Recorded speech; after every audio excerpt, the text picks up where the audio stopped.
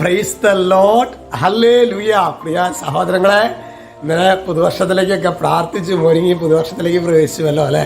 ഈ പുതുവർഷത്തിലെ പ്രിയ സഹോദരങ്ങളെ, നമ്മൾ എടുത്തിരിക്കുന്ന തീരുമാനങ്ങളുടെ മേലെ കർത്താവിന്റെ വലിയ കരുണയും കൃപയും വർഷിക്കട്ടെ എന്ന് അതിനാത്മാർത്ഥമായി പ്രാർത്ഥിക്കുകയാണ്. ഇന്ന് വ്യാഴാഴ്ചയാണ്. പ്രാർത്ഥനയിൽ നമ്മുടെ ശുശ്രൂഷാലയത്തെ ഓർക്കുമല്ലോ. ഇന്ന് നമ്മൾ ധ്യാനിക്കുന്നത് തോബിത്തിന്റെ പുസ്തകം 12:6. അവിടെ വചനം പറയാണ്, ദൈവത്തിന് നന്ദി പറയാൻ അമാന്തമരുത്.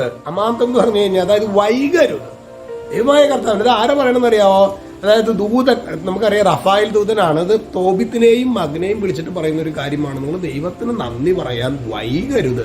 ചിലപ്പോഴൊക്കെ നമ്മള് ഒരു ഈശോയോട് ചില നിയോഗങ്ങളൊക്കെ പറയണമെങ്കിൽ നമ്മൾ ഒരു വീറും വാശിയൊക്കെ ഉണ്ടല്ലോ. കർത്താവേ, അത് ചിലപ്പോൾ 9 ആഴ്ച അല്ലെങ്കിൽ 13 ആഴ്ച അല്ലെങ്കിൽ ചിലപ്പോൾ 90 ദിവസം അങ്ങനെ ശക്തമായിട്ട് നമ്മൾ തമ്പുരാനെ കിടക്കപ്പുറത്ത് കിടക്കാത്ത രീതിയിൽ നമ്മൾ പ്രാർത്ഥിക്കും. എന്നാൽ കാര്യം നടന്നു കഴിഞ്ഞാൽ ചിലപ്പോൾ പിന്നെ ആ ഭാഗത്തേക്ക് ചിലപ്പോൾ പിന്നെ അടുത്ത സാധനം പറയായി, അല്ലാതെ പിന്നെ അതിനെക്കുറിച്ചൊരു നന്ദി പറയുന്ന ഒരു സംഭവം പ്രിയ സഹോദരങ്ങൾ നമ്മുടെ ജീവിതത്തിലെ ശരി കഴിഞ്ഞ് നിങ്ങളൊന്നും നമ്മൾ ഇന്ന് ഈ തിരക്കൊക്കെ എന്തായാലും ഈ ക്രിസ്മസും പരിപാടികളൊക്കെ ഇച്ചിരി ഒന്ന് ഒതുങ്ങിയിട്ടുണ്ടായിരിക്കില്ലേ. നമ്മളിന്ന് ഒരു ദിവസം ഇന്ന് ഈ വ്യാഴാഴ്ച ദിനത്തിൽ പറ്റുവാണെങ്കിൽ കുറച്ച് നേരം സ്വസ്ഥമായിട്ടിരിക്കണം. ഒരു 10 മിനിറ്റ് മതി സഹോദരങ്ങളെ.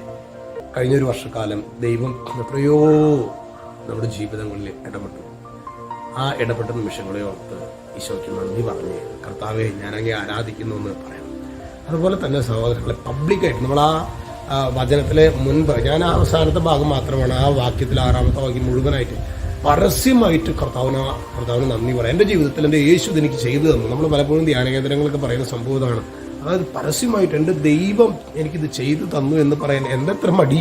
അപ്പോൾ നമുക്ക് ശരിക്കും അത് നമ്മുടെ കൂട്ടായ്മകളായിരിക്കും, പെരുന്നാളും പരിപാടികളൊക്കെ അല്ലേ. നമ്മളാൽ കഴിയുന്ന രീതി നമുക്ക് ഈശോയ്ക്ക് സാക്ഷി നൽകാൻ പറ്റാവുന്ന ഒരവസരം കിട്ടിക്കഴിഞ്ഞാൽ എൻ്റെ യേശു എനിക്കിത് ചെയ്തു തന്നു എന്ന് പറയാൻ നീ ലജ്ജിക്കുന്നുവെങ്കിൽ മകനെ മകളെ നിന്നെക്കുറിച്ച് പറയാൻ കർത്താവും ലജ്ജിക്കും. അപ്പം അതുകൊണ്ട് കർത്താവിനെ അങ്ങനെ നമ്മെക്കുറിച്ച് പറയാൻ ലജ്ജിക്കാൻ ഇടവരരുത്. ഹല്ലേലൂയ. കർത്താവേ, ഈശോയെ കുറിച്ച് ഈശോ ഞങ്ങൾക്ക് ചെയ്ത കാര്യങ്ങളൊക്കെ വലിയ ആനന്ദത്തോടെ പറയാനായിട്ടുള്ള കൃപ ഞങ്ങൾക്ക് നൽകണമേ. രക്ഷിതാവായ യേശുക്രിസ്തുവിന്റെ നാമത്തിൽ ആശീർവദിക്കുന്നു, ഇപ്പോഴും എപ്പോഴും എന്നേക്കും. ആമേൻ.